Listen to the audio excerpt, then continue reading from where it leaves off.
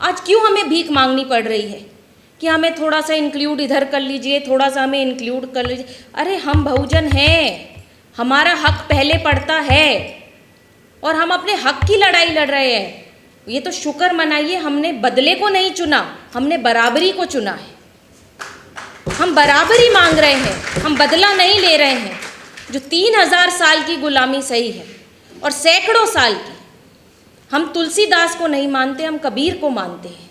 हम नहीं मानते कि शूद्र पशु नारी सब ताड़ना के हैं अधिकारी। क्यों है ऐसी बातें? कौन सोचता है? हमें गर्व है कि हम शूद्र हैं और हम हैं शूद्र। हम गर्व से ही बात कहेंगे क्योंकि हमारी संख्या ज़्यादा है। ये डरपोक लोग हैं, ये डरते हैं, ये जातिगत जनगणना भी नहीं करवाएंगे। जातिगत जनगणना में इन्होंने ओबीसी को शामिल भी नहीं किया है।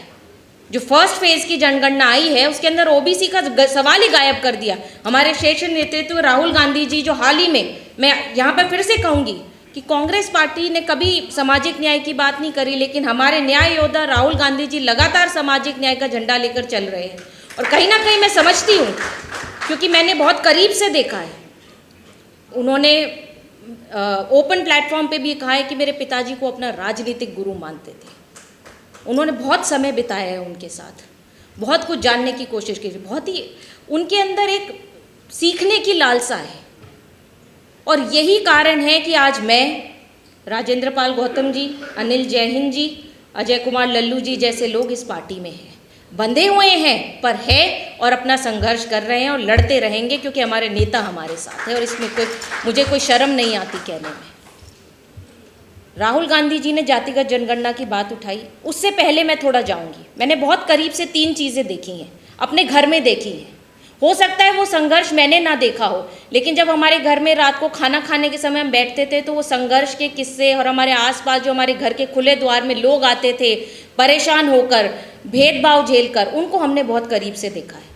जो व्यक्तिगत रूप से लगातार मेरे पिताजी के पास आते थे वो ये बात समझते होंगे, उनके द्वार हमेशा खुले रहते थे।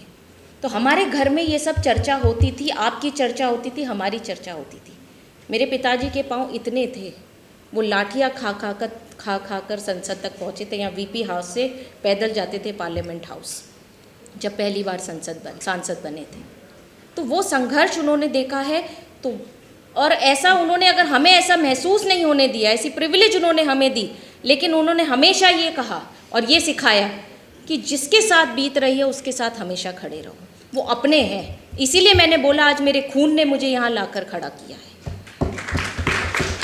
यहाँ पर तमाम लोग अपने आंकड़े रखने का काम कर रहे थे। मैं ये जानती हूँ कि भेदभाव होता है और यूजीसी क्यों ज़रूरी है, क्योंकि हर कदम पर भेदभाव है। आप एडमिशन के लिए जब एंट्रेंस टेस्ट देते हैं उसमें आपको फेल कर दिया जाता है, आपको क्लियर नहीं किया जाता है। अगर भूले भटके अगर थोड़ा बहुत सीट भरने के लिए पिछड़े और दलित समाज के लोग पहुँच भी जाते हैं एम्स में, नीट में, तो उन लोगों को हटा दिया जाता है। मुंगेकर कमेटी की रिपोर्ट तो आपने देखी होगी कि एम्स में किस तरीके से फिजियोलॉजी के पेपर में टैगिंग कर विशेष समुदाय के लोगों को फेल किया गया था। उस कमेटी ने साफ बताया है इस बात को। क्यों एम्स में 4थे या 5वें माले पर SC ST OBC के बच्चों को कमरा दिया जाता है हॉस्टल में? क्यों हम लोगों को प्रिविलेज नहीं है कि हम घुसते ही अपने कमरे में जाएं और अपने आराम से रहें? 3-4 माले क्यों हम चढ़े? तो साथियों, ये सोची समझी साजिश होती है। इसके लिए बहुत ज़रूरी है, हमारे नेता भी हमको कहते हैं और मैं देखती हुई अभी आई हूँ, मेरे पिताजी के लगातार संघर्ष रहा है। अनिल जैहिंद जी यहाँ पर मौजूद है, उन्होंने साझी विरासत बचाओ, यहाँ पर रत्नाकर जी भी बैठे थे, इन सब लोगों ने मिलकर एक साझी विरासत बचाने की जो मुहिम चलाई थी देश भर में। अब वो समय आ गया है कि अब आप युवा शक्ति भी उसको, और मयंक कितना अच्छा काम कर रहे हैं, उसको आगे लेकर चलने का काम कीजिए, क्योंकि ये आपकी विरासत है और ये अब बचाने का समय आ गया है। इसके बाद आपको मौका नहीं मिलेगा। आज आप लोगों के साथ भेदभाव हो, सुनने वाला कोई नहीं है, सुप्रीम कोर्ट में नहीं है, आपकी फैकल्टी नहीं है। JNU की वाइस चांसलर कहती है कि दलित और ब्लैक विक्टिम कार्ड खेलते हैं। अरे हमसे अच्छे तो वो गोरे हैं अमेरिका में, उन्होंने इतना बड़ा दिल रखा कि बराक ओबामा को वहाँ का राष्ट्रपति बना दिया। हम क्या हैं? हम आज भी उसी जाति व्यवस्था में पड़े हुए हैं और ये जाति व्यवस्था नहीं जाने वाली है साथियों। आपका खून बदल सकता है, आपका लिंग बदल सकता है, आप अपना शहर, देश, नेशनैलिटी सब कुछ बदल सकते हो, पर आप अपनी जाति नहीं बदल सकते हो। ये सच्चाई है। पर जिस दिन एक मुट्ठी भर लोग जाति खत्म करने की बात ठान लेंगे, जातिगत जनगणना करवाने की बात पे अड़िग हो जाएंगे, उनकी भी गिनती करो, हमारी भी गिनती करो। वो कास्ट सिस्टम मानना बंद कर दे, हम भी कास्ट सिस्टम मानना बंद कर देंगे। हम तो मान ही नहीं रहे हैं कास्ट सिस्टम में, हम तो एक तरफ पड़े हुए हैं। साथियों, मैं यहाँ पर आई हूँ तो मुझे मेरे खून ने बुलाया है। मेरी रगों में जो खून दौड़ता है वो ऐसा खून दौड़ता है जो आज याद भी आप लोग कर रहे हैं, और लगातार जब ये चीज़ें चलती हैं तो मैं भी अपने पिताजी को बहुत याद करती हूँ। वो आज होते तो निश्चित तौर पर, चाहे बीमार अवस्था में भी होते, लेकिन आपके लिए आवाज़ ज़रूर उठाते। लेकिन आज वो नहीं हैं तो उनकी कमी तो खल रही है। लेकिन हम सब लोग, खाली मैं ही नहीं, हम सब उनके वंश हैं, और हम सब ये प्रयास करते हैं कि उनके विचारों को हम आगे लेकर चले और ये लड़ाई हम अच्छे से लड़ें, क्योंकि उनका स्टूडेंट्स से खास कर जो छात्र रहे हैं उनसे खास लगाव रहा है, क्योंकि वो खुद छात्र राजनीति से संघर्ष कर कर यहाँ तक पहुँचे थे। मेरे हिसाब से संसद में उनको 50 साल से ज़्यादा ही हो गए थे, और बतौर सांसद ही वो रहे। उन्होंने कभी इधर उधर दाएं बाएं देखने का काम नहीं किया। तो ऐसी परिस्थितियों में आज जब यहाँ पर यूजीसी का कानून लागू होता है, उसके अंदर ओबीसी को जगह मिलती है, एससी एसटी को जगह मिलती है, बहुत अच्छी बात है।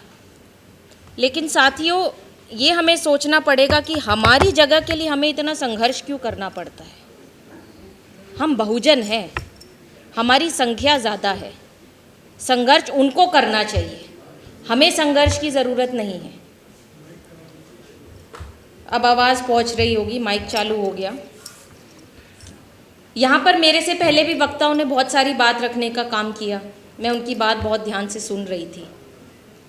मैं बहुत लंबी बात नहीं रखूँगी, लेकिन मैं आप लोगों को ये ज़रूर याद दिलाना चाहूँगी कि जो हज़ारों साल की गुलामी, 3000 साल का जो आरक्षण कुछ मुट्ठी भर लोगों ने खाया, उनको तकलीफ़ है हमारे 75 ईयर्स ऑफ इंडिपेंडेंस के, और जो उसमें से कुछ लगभग 20 या 30 साल जब मंडल कमीशन लागू हुआ उस आरक्षण से ओबीसी के लिए, और जो 75 ईयर्स की हमारी जो संघर्ष, जो हमें बाबा साहब अम्बेडकर ने देन दी संविधान की, अगर उससे दिक्कत हो रही है तो हम सोचने पे मजबूर हो जाए।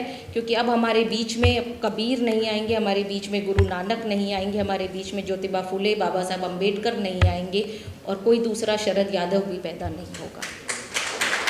ये हम लोगों को ही अपने अंदर ये उम्मीद और ये एक लड़ाई और संघर्ष करने की जो होती है तड़प, वो पैदा करनी पड़ेगी। तभी हम लोग एक राह पकड़ सकते हैं और अपने लोगों के लिए खड़े हो सकते हैं। तो इसीलिए साथियों, यहाँ पर आप लोगों ने मुझे बुलाया, मैं ज़्यादा समय नहीं लूँगी। आज मेरे दादा ससुर राव महावीर सिंह, जो हरियाणा में कैबिनेट मिनिस्टर रहते थे, उनकी पुण्यतिथि भी थी, तो मैं अपना कार्यक्रम छोड़कर यहाँ पर, मुझे मयंक ने बुलाया और मेरे दिल के करीब था ये विषय, तो मैं यहाँ पर आई। आप सब लोगों ने मुझे सुनने का काम किया, बुलाने का काम किया, उसके लिए बहुत बहुत धन्यवाद।